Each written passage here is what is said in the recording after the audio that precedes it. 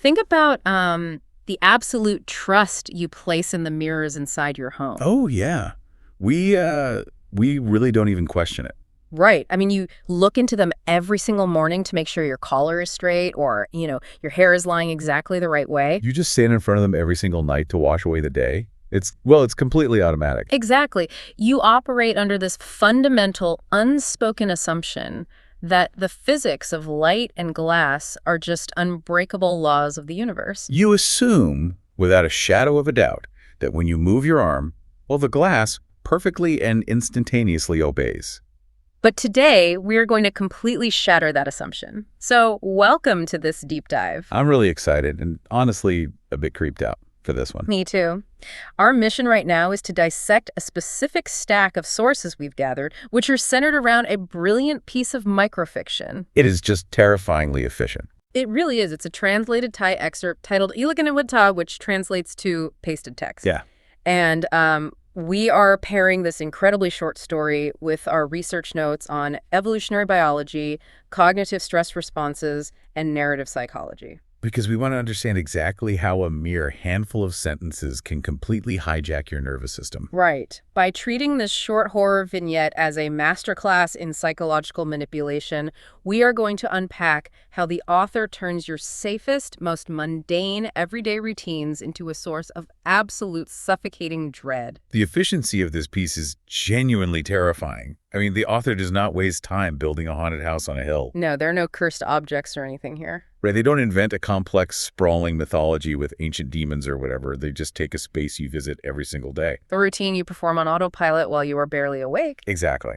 And they systematically dismantle your psychological defenses. They trap you inside the architecture of your own mind before you even register that the door has been locked. It's so insidious. It is. Our analysis of the cognitive science behind this shows exactly why it works so universally. It exploits the very biology that kept our ancestors alive. I want to focus on that setup, actually, because the architecture of vulnerability here is incredibly deliberate. Oh, it sets the trap perfectly. It does. The story establishes the parameters immediately. The text specifies it is exactly 11:30 p.m. Late enough that you're exhausted. Right.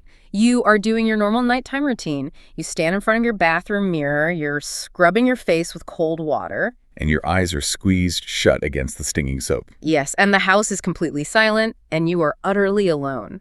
Now, anyone who watches horror movies knows directors love the bathroom sink. Oh, it's a massive cliche at this point. It is. But analyzing this from a psychological perspective, why is this boring, everyday act such a universal trigger for anxiety? I look at this and think, well, it has to be more than just the fact that the stinging soap temporarily blinds us, right? I mean, the blinding is central, but it is really only the first layer of a total sensory surrender. Think about human evolution for a second. Okay. We are apex predators primarily because of our vision. Our eyes face forward.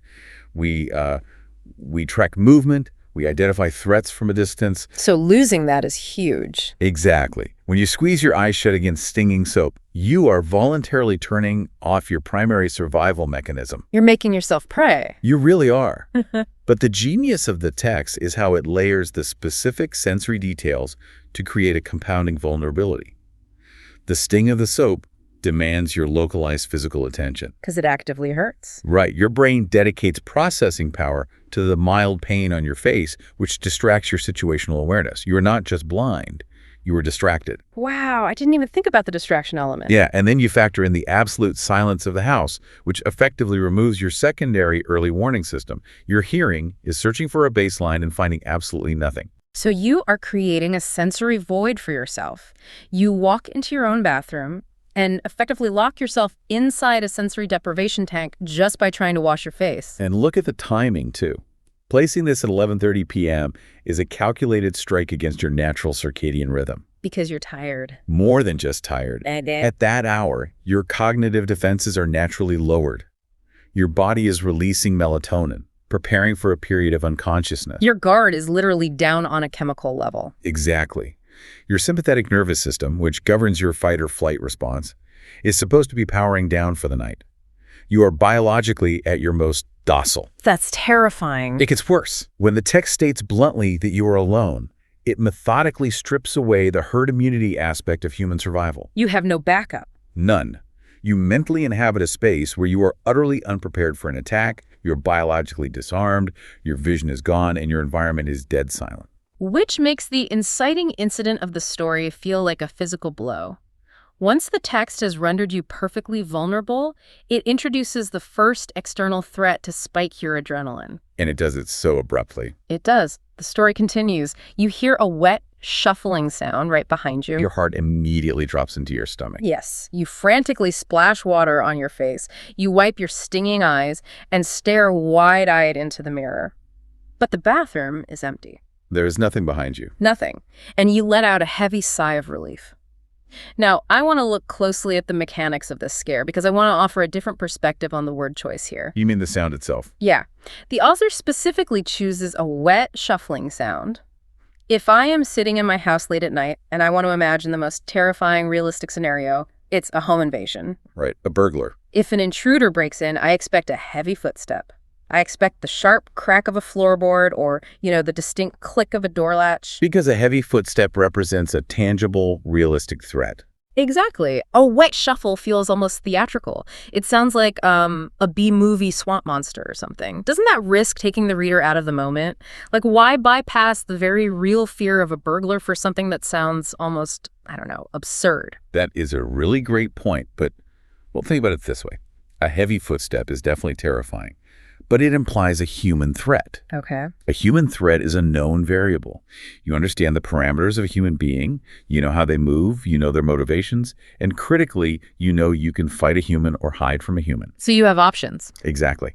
The psychological terror of the word wet is that it completely bypasses the logical, manageable fear of a home invasion and taps directly into the reptilian brain. How so? Well, a wet sound in a dry, sterile space, like a bathroom, implies something fundamentally wrong. It implies something biological, formless, and unnatural. It changes the nature of the threat entirely. You're not just dealing with someone who wants your wallet. No, you are dealing with corruption. Evolutionary psychology tells us that we have deep-seated primal aversions to things that sound slick or wet. Because of disease. Yes, because they historically represent disease, parasites, or decay. A wet shuffle triggers an ancient area of your brain that fears contamination. Oh, wow. So the threat shifts from physical violence to biological consumption or infection. Exactly. It forces your brain to paint a horrific, unidentifiable picture in a fraction of a second. That makes total sense. The sheer ambiguity of the sound forces your imagination to do the heavy lifting, which is always worse than a clearly defined threat. Your brain fills in the worst possible blanks. So you hear that wet shuffle, your adrenaline redlines, and your immediate reaction is to clear your vision. You have to see the threat. Right. You splash the cold water, aggressively wipe the stinging soap from your eyes, and you stare into the mirror. But the bathroom is empty. Just the shower curtain and the tiles. You see the empty space behind you. And then comes the heavy sigh of relief. But looking at the narrative structure here, this feels like an incredibly dangerous game for the author to play. Building the tension just to drop it. Yeah, they build all this tension just to dissipate it entirely. Why do that? Because it is a calculated manipulation of your endocrine system. What we are seeing here is a textbook execution of a narrative device known as the false release. The false release. Right. Fear is essentially a massive chemical spike in the body. If you sustain that intense spike for too long without providing a release valve, the human brain simply adapts to it. You just get used to being scared. Exactly. The terror plateaus and the reader becomes numb to the stimulus. Yeah. By giving you an empty bathroom, the text forces your parasympathetic nervous system to suddenly engage. To calm you down. Yes. You read about that heavy sigh, and your own breathing likely mirrors it. Your cortisol levels physically drop. You essentially convince yourself that you are the punchline to your own joke. You think, oh, I'm just being paranoid. It was just the pipe settling. You rationalize the fear away entirely. And your guard completely drops to the floor. Yes. The author orchestrates this massive, sudden plunge in tension purely to maximize the devastating impact of the true reveal. They set you up. They make you fully complicit in your own false sense of security. The contrast between that sudden relief and the horror that immediately follows is what makes the next moment so deeply traumatizing. And the pivot is violent. The manufactured sigh of relief is shattered in the very next sentence. It doesn't give you a second to breathe. No. The focus returns to the mirror, and the horror shifts from an imagined threat lurking somewhere in the dark behind you to an impossible reality staring right back at you. Right in front of your face. The text reads, but as you look back at yourself, the blood freezes in your veins. You are panting, your chest heaving in panic. But your reflection in the mirror, it is standing perfectly still. Its chest isn't moving. That visual is just so unnerving. Think about the physical mechanics of this imagery for a second. We all know the deep, visceral annoyance of experiencing digital lag on a video call. Oh, sure. You wave your hand, and the person on the screen waves a full second later. It creates this uncomfortable cognitive dissonance. It feels as wrong. But applying that concept to a mirror is infinitely more terrifying because it violates the fundamental laws of physics. Mirrors are the ultimate truth tellers of our physical reality. They reflect light at the speed of light. Exactly. To see your reflection refuse to breathe while your own lungs are burning for air, it destroys your entire understanding of reality. The author is weaponizing the uncanny valley, and they're doing it with lethal precision. Unpack that for us. Well, the uncanny valley is a psychological concept describing our intense revulsion toward things that appear almost perfectly human, but possess slight, unnatural deviations. Like early CGI. Yes, think of early, unsettling CGI or those hyper-realistic animatronics. The theory suggests this revulsion developed evolutionarily to protect early humans from interacting with corpses or individuals carrying infectious diseases. So it's another biological alarm bell. Exactly. When you look at a mirror and see a chest that is not heaving while you are gasping for air, your brain instantly recognizes a catastrophic biological anomaly. It knows something is terribly wrong. The entity in the glass looks exactly like you, but it lacks the fundamental markers of humanity. It is not alive in the way you are alive. It is wearing your face, but it is not you. And the text does not let you process this before it escalates again. It just keeps pushing. The very next line says, slowly, the reflection's lips curl into a vicious, unnatural smile, while your own mouth is frozen in absolute terror. That is where the horror shifts. It shifts from a visual anomaly into a complete loss of bodily autonomy. It feels profoundly violating. Because it is the ultimate betrayal of the self. I mean, your reflection is the absolute anchor of your identity. From the time we're babies, right? Yes, from early infancy, you learn to recognize that the face in the glass is yours. Your brain hardwires a connection between your internal commands and the external visual feedback of the mirror. So when that connection breaks, it's devastating. When that face smiles a vicious, unnatural smile while your actual physical mouth is paralyzed by raw terror, the entity is demonstrating absolute dominance. it is hijacking your identity. It is. Furthermore, by smiling, it's exhibiting a highly predatory intelligence. It knows what it's doing. It knows you are terrified. It is absorbing your panic, and it is enjoying it. You cannot run from your own face. The threat is intimately bound to your own physical existence. You're trapped with it. We have moved from sensory deprivation to a biological audio scare to a false release right into the absolute nightmare of a hijacked identity. It is an incredibly dense sequence of psychological attacks. But the story refuses to stop there. It escalates one final time, taking this optical violation and turning it into an immediate, tangible threat. The final blow. Yes, the final sentence of the story reads then, it slowly raises its hand and taps on the glass from the inside. That line just gets me every time. When I read that line, the entire geometry of the room feels like it collapses. The physics break completely. What does that physical tap actually signify to the human brain in this context? The tap is the most critical moment of the entire piece. A tap implies physical mass. It implies kinetic energy. Exactly. Before that finger hits the glass, the smiling reflection is just a visual horror. I mean, you could theoretically rationalize it as a hallucination, right? A byproduct of sleep deprivation. Or a stress-induced optical illusion. It remains an image. But then it touches the glass. But the moment the entity makes physical contact with the glass from the opposite side, the object fundamentally transforms. The mirror ceases to be a reflective surface. It instantly becomes a window. Or worse, it becomes a cage. A cage is the perfect way to describe it. It's a barrier separating two physical spaces. The tap signals intention.